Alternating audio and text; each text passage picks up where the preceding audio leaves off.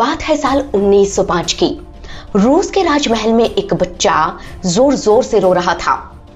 बच्चे को हीमोफीलिया था। हीमोफीलिया एक रेयर डिजीज है जिसमें खून इतना पतला हो जाता है कि ब्लड क्लॉट नहीं बना पाता, यानी एक बार चोट लगने पर खून बहता ही रहता था और जान भी जा सकती थी।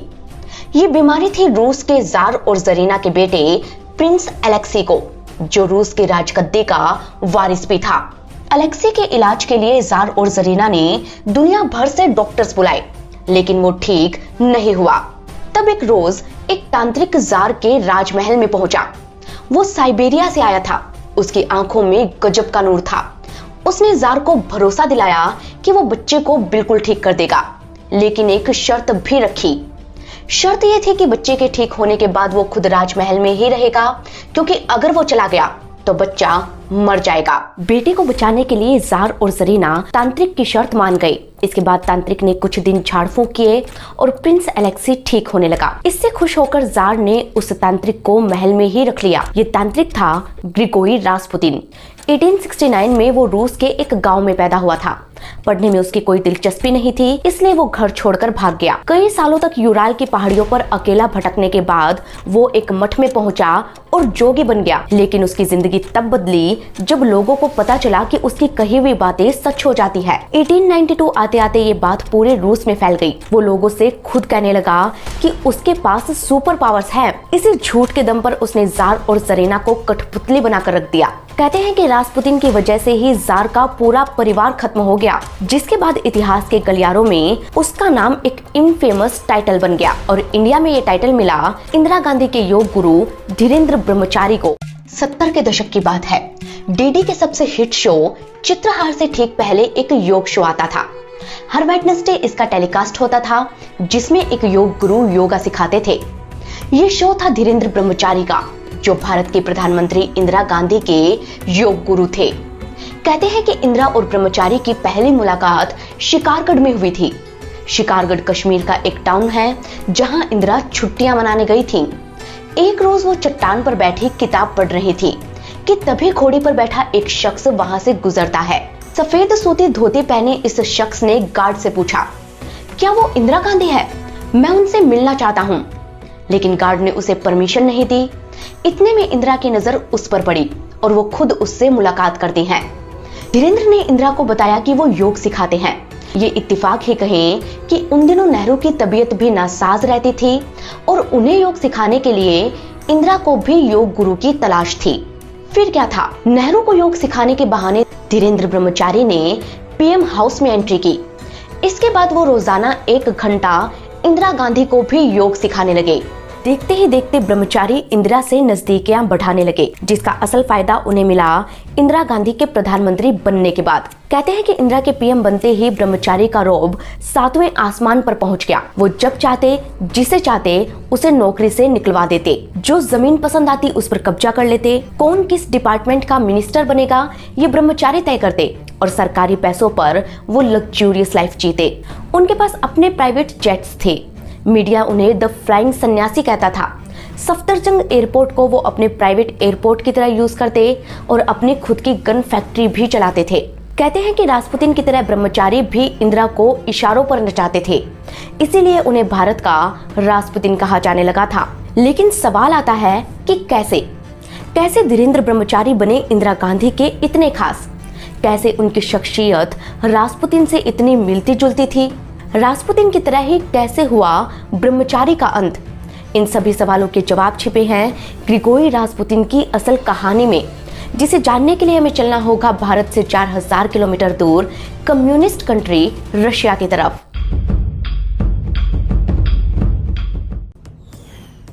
ये कहानी शुरू होती है साल 1547 से।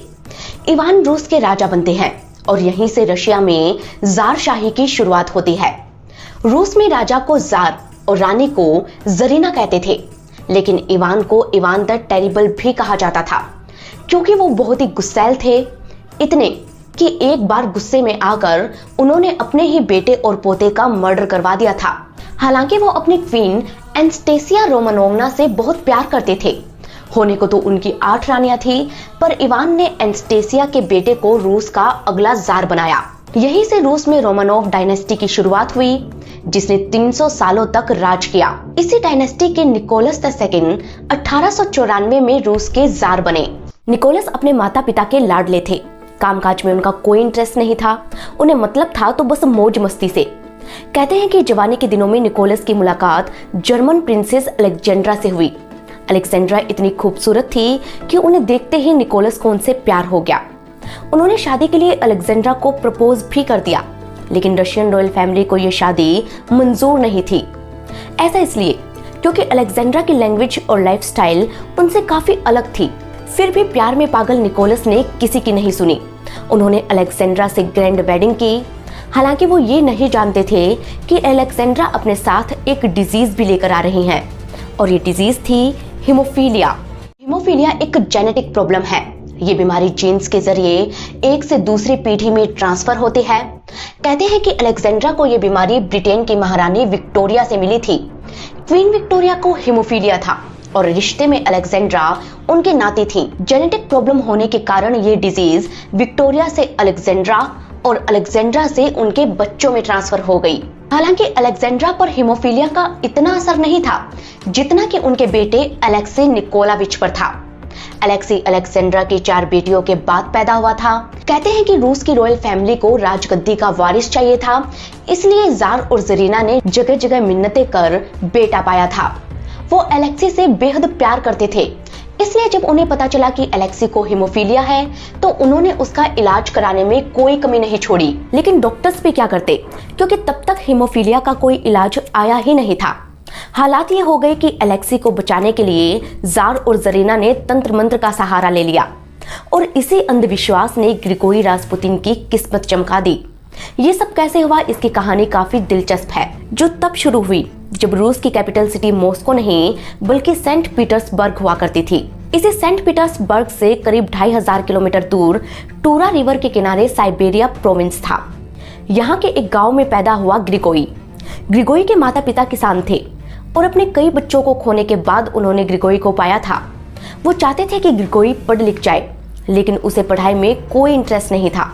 वो स्कूल नहीं जाता और अर्ली एज में ही शराब पीकर इधर उधर भटकता रहता। 18 साल की उम्र में उसने एक मठ ज्वाइन किया और नाम बदलकर रास्पुतिन रख लिया। साल भर वो यहाँ रहा और शादी कर ली, लेकिन कुछ दिन बाद ही बोर हो गया और मठ छोड़कर भाग गया। अब एक ही कपड़े में वो कई कई दिनों तक भटकता रहता और लोगों से कहता कि उसके पास सुपर पावर्स है, जिससे वो किसी भी बीमारी को ठीक कर सकता है। इतिहासकार बताते हैं कि उसकी आंखों में अजीब सा अट्रैक्शन था, इसलिए वो जो भी कहता लोग आसानी से मान लेते। कई लोगों की बीमारियां उसने ठीक भी की, जिसके बाद वो तेजी से फेमस होने लगा। इस बात की खबर लगते ही जार निकोलस और जरीना अलेक्जेंड्रा ने रास्पुतिन को अपने महल विंटर पैलेस में बुलाया। रास्पुतिन ने जार को यकीन दिलाया कि वो प्रिंस अलेक्सी को ठीक कर देगा, क्योंकि जार निकोलस किसी की भी बात पर आसानी से भरोसा कर लेते थे। इसलिए उन दिनों रूस में ये कहावत चलती थी कि रूस में 2 लोग सबसे ज्यादा ताकतवर है, पहला जार और दूसरा वो जिससे जार ने अभी अभी बात की है। जार ने रास्पुतिन पर भी भरोसा कर लिया, जिसके बाद उसने झाड़ फूंक शुरू कर दी। धीरे धीरे प्रिंस अलेक्सी की तबीयत में भी सुधार होने लगा, जिससे जार और जरीना बेहद खुश हुए। लेकिन रास्पुतिन ने उन्हें ये कहकर डरा दिया कि अगर वो महल छोड़कर गया तो अलेक्सी की जान को खतरा हो सकता है। ये सुन दोनों ने उसे महल में ही रोक लिया। अब रास्पुतिन जो भी कहता जार और जरीना को उसकी बात माननी पड़ती। धीरे धीरे वो रॉयल फैमिली के पैसों पर ऐश करने लगा। वो रोज पार्टी करता। उसने जार के मिनिस्टर्स और एडवाइजर्स से भी दोस्ती कर ली। उसे पता चल गया था कि जार की फैमिली जरीना को पसंद नहीं करती, इसलिए हमदर्दी दिखाकर वो जरीना के करीब आने लगा। अब अगर कोई उसकी शिकायत करता तो जरीना शिकायत करने वाले को ही सजा दे देती। हालात ये हो गए कि चंद महीनों में ही रास्पुतिन रूस का सबसे ताकतवर शख्स बन गया और अब वो प्रधानमंत्री बनने के भी ख्वाब देखने लगा था। लेकिन 20वीं सेंचुरी आते आते सब कुछ बदलने लगा। हुआ यूं कि रूस के किसान और मजदूर कम सैलरी मिलने से नाराज रहने लगे। तब व्लादिमीर लेनिन इनके लीडर बने और सारे किसानों को एकजुट कर निकोलस से मिलने विंटर पैलेस पहुंचे। लेकिन निकोलस उनसे मिले ही नहीं, उल्टा पुलिस को एक्शन लेने के लिए कहा। पुलिस ने सड़कों पर हजारों लाशें बिछाकर रख दी कहते हैं कि ये संडे का दिन था, जिसे रूस की हिस्ट्री में आज भी ब्लडी संडे कहा जाता है। इस घटना के बाद रूस में क्रांति की आग भड़क गई। यहाँ के मजदूर स्ट्राइक पर चले गए, किसानों ने हथियार उठा लिए, सड़कों पर दंगे होने लगे, जिसे जार की पुलिस भी कंट्रोल नहीं कर पाई। आखिर में निकोलस को झुकना पड़ा और वो रूस में डेमोक्रेसी लेकर आए। पहली बार रूस में ड्यूमा यानी कि संसद बनी, इलेक्शन हुए, प्राइम मिनिस्टर बने, लेकिन सारा पावर अब भी जार के हाथों में था। जार चाहते थे कि हर फैसला उनकी मर्जी से हो, इसलिए साल भर में ही उन्होंने असेंबली डिसमिस करके अपनी पसंद के शख्स को प्राइम मिनिस्टर बना दिया। इससे खफा रूस के लोगों ने बोल्शेविक रिवॉल्यूशन शुरू कर दिया। अब एक तरफ रूस में क्रांति चल रही थी और दूसरी तरफ इसी वक्त great war of the world कहा जाने वाला फर्स्ट वर्ल्ड वॉर शुरू हो गया। तब रूस की सेना का साथ देने के लिए जार को कैपिटल सिटी से बाहर जाना पड़ा और पीछे रह गए जरीना और रास्पुतिन। रास्पुतिन ने इसका जमकर फायदा उठाया। वो जरीना को अपनी गर्लफ्रेंड बताने लगा। उसने फ्रंटलाइन से दूर रखने के लिए फौजियों से रिश्वत लेनी शुरू कर दी और साथ ही भविष्यवाणी की कि अगर खुद जार ने सेना की कमान नहीं संभाली तो रूस हार जाएगा। इससे घबराकर जार निकोलस खुद वॉर में उतर गए। इधर खबर उड़ने लगी कि रास्पुतिन और रानी अलेक्जेंड्रा जर्मनी के एजेंट हैं। रास्पुतिन की इन्हीं हरकतों से उसके कई दुश्मन बन गए, जिनमें से एक थे जार के रिलेटिव फेलिक्स यूसुपोव। साल था 1916। यूसुपोव ने रास्पुतिन के मर्डर का प्लान बनाया। उन्होंने उसे एक पार्टी में बुलाया, जहां उसे केक सर्व किया गया। इस केक में साइनाइड था, लेकिन वो हैरान रह गए जब रास्पुतिन पर इसका कोई असर नहीं हुआ। वो पूरा केक खा गया लेकिन मरा नहीं, जिससे गुस्साए यूसुपोव ने अपनी पिस्टल निकाली और ताबड़तोड़ फायरिंग कर दी। गोलियां लगने के बावजूद भी जब रास्पुतिन खड़ा हो गया, तब यूसुपोव ने उसे खूब पीटा और 2 और गोलियां मारी और कपड़े में बांधकर बर्फीली नदी में फेंक दिया। कहते हैं कि रास्पुतिन को अपनी मौत का अंदाजा पहले ही हो गया था। तभी उसने जरीना को एक लेटर में लिखा था कि शायद मैं 1 जनवरी से पहले दुनिया छोड़ जाऊं। अगर मुझे आम हत्यारों ने मारा तो परेशान होने की जरूरत नहीं है। आप सैकड़ों सालों तक राज करते रहेंगे, लेकिन अगर आपके किसी रिश्तेदार ने ही मारा तो 2 सालों के अंदर आप में से कोई नहीं बचेगा। रास्पुतिन की यह भविष्यवाणी सच साबित हुई। 17 जुलाई 1918 की आधी रात को रूस के क्रांतिकारी साइबेरिया के महल में घुसे और जार के पूरे परिवार का मर्डर कर दिया। इस तरह रास्पुतिन खुद तो खत्म हुआ ही, उसने रूस के 300 साल पुराने रोमानोव एम्पायर को भी खत्म करके रख दिया। रास्पुतिन की ये कहानी धीरेन्द्र ब्रह्मचारी से काफी मिलती जुलती है। 12 फरवरी 1924 बिहार के मधुबनी में बम्बोल ब्रह्मचारी के घर धीरेन्द्र का जन्म हुआ। 13 साल की उम्र में धीरेन्द्र भी रास्पुतिन की तरह ही घर छोड़कर भाग गए थे।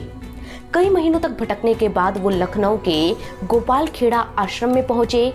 यहाँ उन्होंने कार्तिकेय से योग की शिक्षा ली और यहीं पर उन्हें तंत्र मंत्र का भी चस्का लगा। कुछ ही वक्त में धीरेन्द्र चौधरी योग गुरु बन गए और नाम रख लिया धीरेन्द्र ब्रह्मचारी। कश्मीर में वो पहली बार इंदिरा से मिले। इंदिरा गांधी की बायोग्राफी लिखने वाली कैथरीन फ्रैंक बताती है कि ब्रह्मचारी ने सबसे पहले नेहरू को योग सिखाना शुरू किया।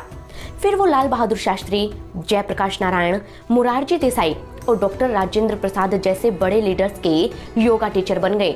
हालांकि उनकी किस्मत तब खुली जब नेहरू ने उन्हें इंदिरा को योग सिखाने के लिए कहा। सीनियर जर्नलिस्ट दिलीप बॉब ने 30 नवंबर 1980 को इंडिया टुडे के एक article Swami Dhirendra Brahmachari the controversial गुरु में लिखा था कि धीरेन्द्र 6 फुट लंबे और छरहरी कदकाठी के शख्स थे। उनका रंग एकदम गोरा था और वो दिखने में तेजस्वी थे।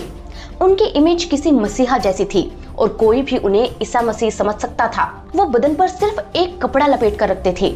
रूस की सर्दी में भी उन्होंने गर्म कपड़े नहीं पहने और 60 की उम्र होने के बावजूद वो 45 साल के दिखते थे। कहते हैं कि ब्रह्मचारी में गजब का अट्रैक्शन था। खुद इंदिरा भी उनसे अट्रैक्ट हुए बिना नहीं रह सकी। इसका खुलासा तब हुआ जब इंदिरा ने अपने अमेरिकन फ्रेंड डेरोथी नॉर्मन को एक लेटर में लिखा कि मैं सुबह जल्दी उठ जाती हूँ। बहुत सुंदर योगी मुझे योग सिखाता है। उसका शरीर इतना सुंदर है कि उसकी ओर कोई भी आकर्षित हुए बिना नहीं रह सकता, लेकिन उससे बात करना एक तरह की सजा है क्योंकि वो बहुत अंधविश्वासी हैं। धीरेन्द्र 1958 में दिल्ली आए। साल भर बाद ही उन्होंने विश्वायतन योग नाम से एक आश्रम बनाया, जिसका इनॉग्रेशन खुद पीएम नेहरू ने किया था। उन्हें जंतर मंतर रोड पर एक गवर्नमेंट विला भी सरकार से मिला। एजुकेशन मिनिस्ट्री से उनके आश्रम को अच्छा खासा फंड मिलता था, जिसकी ऑडिट रिपोर्ट जमा कराना भी वो जरूरी नहीं समझते थे। 60 के दशक में पीएमओ में काम कर चुके जनक राज जय बताते हैं कि एक बार उनके आश्रम की फाइल सीधे education minister doctor KL Shrimali के हाथ लग गई। श्रीमाली ने ग्रांट रोक दिया क्योंकि ब्रह्मचारी ने आश्रम की पिछले सालों की ऑडिट रिपोर्ट जमा नहीं की थी। इससे खफा ब्रह्मचारी ने इंदिरा से शिकायत की और इंदिरा ने नेहरू से। नेहरू जानते थे कि गलती ब्रह्मचारी की है, इसलिए उन्होंने श्रीमाली से कुछ नहीं कहा। लेकिन जब इंदिरा ने प्रेशर डाला तो उन्होंने गुस्से में कहा कि क्या मैं श्रीमाली को हटा दूं? ब्रह्मचारी ने ऑडिट रिपोर्ट क्यों नहीं जमा की है?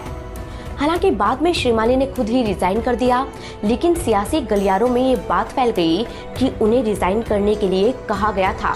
फिर भी जब तक नेहरू रहे तब तक ब्रह्मचारी की ताकतों पर लगाम रहा। लेकिन 1965 में नेहरू के देहांत के बाद उनकी पावर तेजी से बढ़ने लगी। 1966 में इंदिरा के प्रधानमंत्री बनने के बाद ब्रह्मचारी ने उनके रसूख का भरपूर फायदा उठाया और दिल्ली के पॉश एरिया में जमीनें खरीदनी शुरू कर दी। उन्होंने सबसे पहले अशोका रोड के पास 1.68 एकड़ की जमीन सिर्फ 50,000 रुपए में खरीदी। इसके बाद 3.5 एकड़ का एक और प्लॉट भी औने पौने दाम पर ले लिया। अगर कोई भी अफसर उनकी फाइल क्लियर करने में आनाकानी करता तो वो उसे सस्पेंड करा देने की धमकी देते। कहते हैं कि उनका ये रसूख सिर्फ नाम का नहीं था।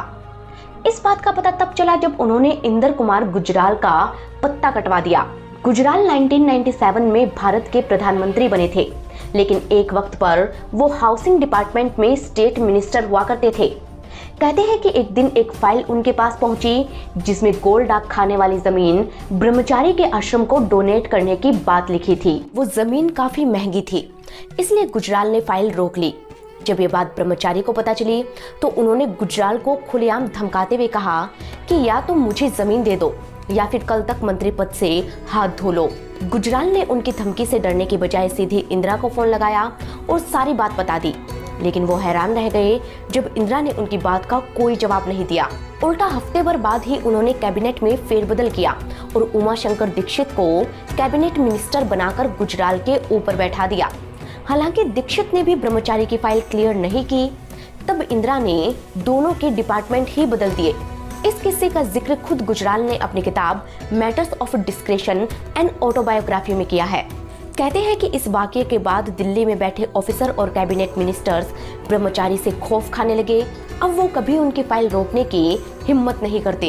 हालात ये हो गए कि इंदिरा को इम्प्रेस करने के लिए लोग ब्रह्मचारी को खुश करने की कोशिश करने लगे। नेता, एक्टर्स, सेलिब्रिटीज और बड़े बड़े लोग ब्रह्मचारी से आशीर्वाद लेने और योग सीखने उनके आश्रम में आने लगे। खुद नटवर सिंह बताते हैं कि ब्रह्मचारी से योग सीखने के कारण उनका अस्थमा भी ठीक हो गया था। अब हर वेडनेसडे दूरदर्शन पर उनका स्पेशल योग शो आने लगा। नेहरू के जाने के बाद वो एक तरह से इंदिरा गांधी के फैमिली मेंबर बन गए। वो अक्सर लंच टेबल पर उनके साथ देखे जाते। गांधी परिवार के पर्सनल और प्रोफेशनल मामलों में ब्रह्मचारी का दखल काफी बढ़ गया था। कैथरीन फ्रैंक बताती हैं कि ब्रह्मचारी इकलौते आदमी थे जो योग सिखाने के बहाने इंदिरा के रूम में अकेले जा सकते थे। यही कारण था कि दोनों के बारे में तरह तरह की गॉसिप होने लगी थी। इस पर जर्नलिस्ट खुशवंत सिंह ने अपनी बुक में भी काफी कुछ लिखा था, जिसे बाद में बैन कर दिया गया। कहते हैं कि ब्रह्मचारी को एक और शौक था, एयरक्राफ्ट्स का। उनके पास 4 सीटर सेसन प्लेन था जिसे वो खुद उड़ाते थे। एक 19 सीटर डोर्नियर प्लेन था जो उन्हें गिफ्ट में मिला था। एयर अपर्णा नाम की उनकी अपनी एक एयर टैक्सी सर्विस थी जिसमें वो खास लोगों को प्लेन किराए पर देते थे। और इसके अलावा मोले 5 एयरक्राफ्ट भी था जो इलेक्शन कैंपेन के लिए कई बार रायबरेली तक गया था।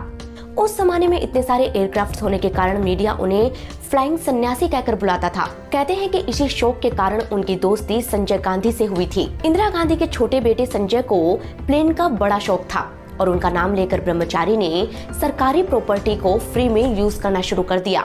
जब मर्जी होती ब्रह्मचारी के प्लेन सफदरजंग एयरपोर्ट से टेक ऑफ करते। वो जब चाहे जैसे चाहे किसी भी रनवे का यूज कर सकते थे।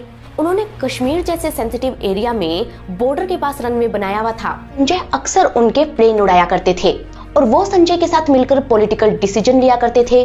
कहते हैं कि 1974 की बात है। एक दिन उन्होंने संजय गांधी को भड़का दिया कि कोई उनकी मां के खिलाफ तंत्र मंत्र कर रहा है। उनकी बातों में आकर संजय ने दिल्ली के सारे शमशान छनवा डाले, लेकिन उन्हें कुछ नहीं मिला। हालांकि इससे ब्रह्मचारी को दोनों का फायदा उठाने का तरीका जरूर मिल गया। वो संजय और इंदिरा को बार बार कहते कि उन पर कोई काला जादू कर रहा है।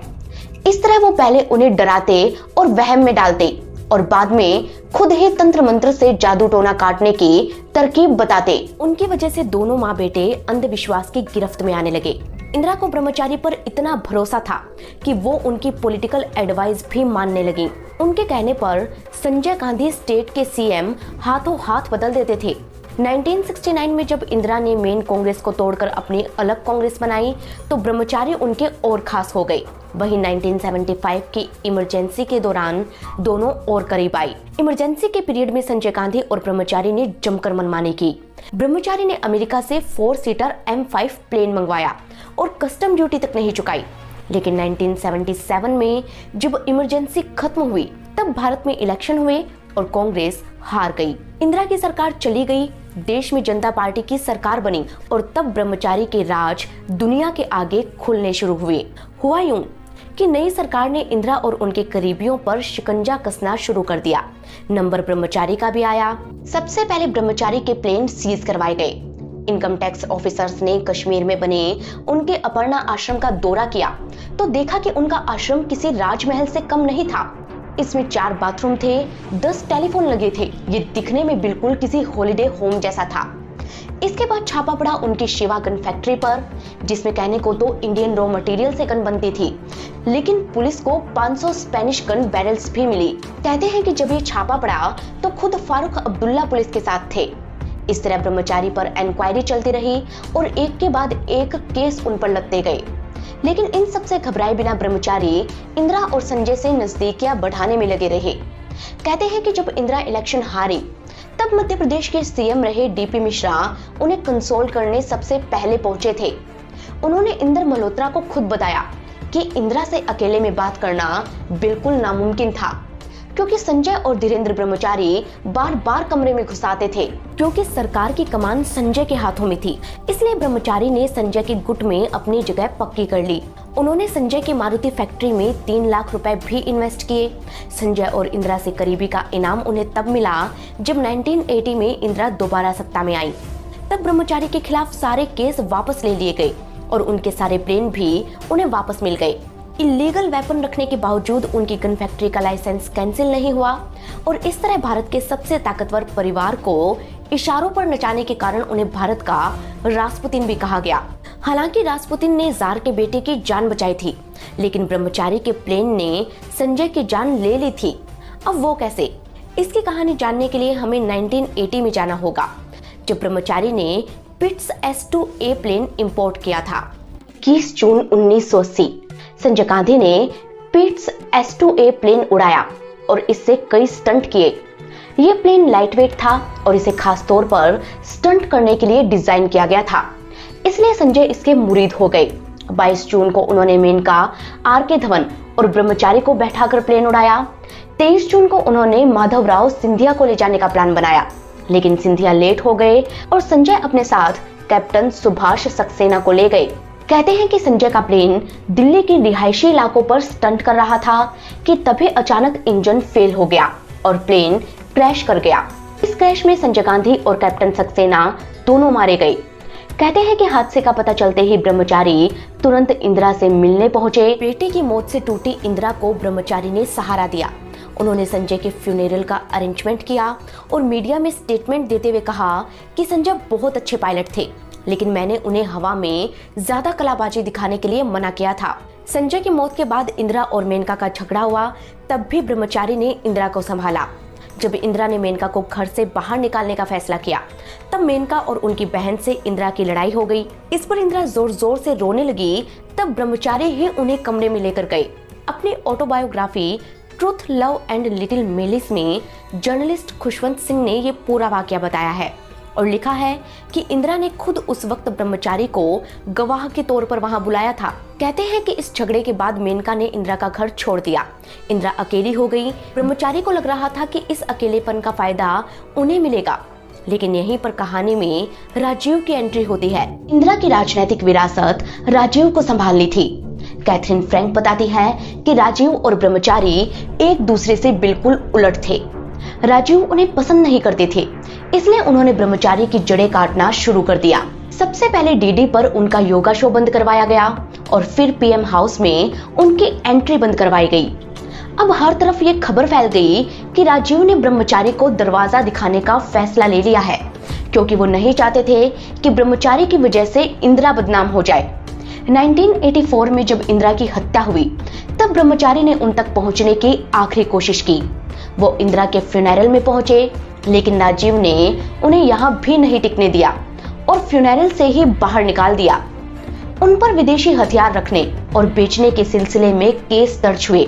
सफदरजंग एयरपोर्ट को यूज करने के लिए उनसे फीस मांगी जाने लगी। राजीव के पीएम बनते ही उनकी मुश्किलें इतनी बढ़ गई कि उन्होंने दिल्ली छोड़कर मानतलाई शिफ्ट होने का मन बना लिया। कहते हैं कि ब्रह्मचारी मानतलाई में एक शानदार आश्रम बना रहे थे जो सिंगापुर को टक्कर देता। इसके लिए 5000 फीट लंबी झील, हजारों कार वाली पार्किंग, मोनोरेल, स्कूल और कॉलेज वगैरह सब बन रहे थे। 100 एकड़ की जमीन पर पूरी की पूरी सिटी डेवलप हो रही थी, जिसमें केव मेडिटेशन और नेचर ब्यूटी की भरमार होती। लेकिन ये सपना सच हो पाता उससे पहले ही हिस्ट्री ने खुद को फिर से रिपीट किया। संजय गांधी की मौत के ठीक 14 साल बाद 9 जून 1994 में धीरेन्द्र ब्रह्मचारी का प्लेन क्रैश हो गया। हुआ यूं कि ब्रह्मचारी उस दिन अपनी जमीन का ब्यौरा लेने के लिए अपने प्लेन में बैठे, लेकिन अचानक से मौसम बिगड़ा और मानतलाई में लैंडिंग के वक्त ब्रह्मचारी का प्लेन क्रैश हो गया। इसी के साथ धीरेन्द्र ब्रह्मचारी दुनिया को अलविदा कह गए और मानतलाई को सिंगापुर बनाने का उनका सपना ही रह गया। उनके जाने के बाद उनका मानतलाई आश्रम खंडर बन गया। वहीं दिल्ली वाले उनके आश्रम को Morarji Desai national institute of yoga नाम दे दिया गया। आज ना ब्रह्मचारी हैं, ना ही उनका नाम लेने वाला कोई, लेकिन इतिहास बताता है कि वो अकेले ऐसे गुरु या तांत्रिक नहीं थे जिन्होंने राजनेताओं का फायदा उठाया था। इतिहास के पन्नों को पलटकर देखा जाए तो पता चलता है कि ब्रह्मचारी की तरह ही कई गुरु और तांत्रिक हुए हैं जो राजनेताओं को अपने इशारों पर नचाते थे, और इन्हीं में से एक नाम था चंद्रा स्वामी का। भारत के प्रधानमंत्री नरसिम्हा राव से लेकर ब्रिटेन के प्रधानमंत्री मार्गरेट थैचर तक हर कोई चंद्रा स्वामी का मुरीद था। उनकी कहानी भी अपने आप में अनोखी थी। ये कहानी भी हम आपके लिए लेकर आएंगे अगर आप चाहेंगे तो, लेकिन इसके लिए आपको हमें कमेंट करके बताना होगा। साथ ही ये बताना ना भूलें कि आप हमें कहां से देख रहे हैं और ये रिपोर्ट आपको कैसी लगी। अपने सजेशन आप हमें इस मेल एड्रेस पर भेज सकते हैं। हम मिलेंगे आपको अगली कहानी के साथ। तब तक के लिए धन्यवाद।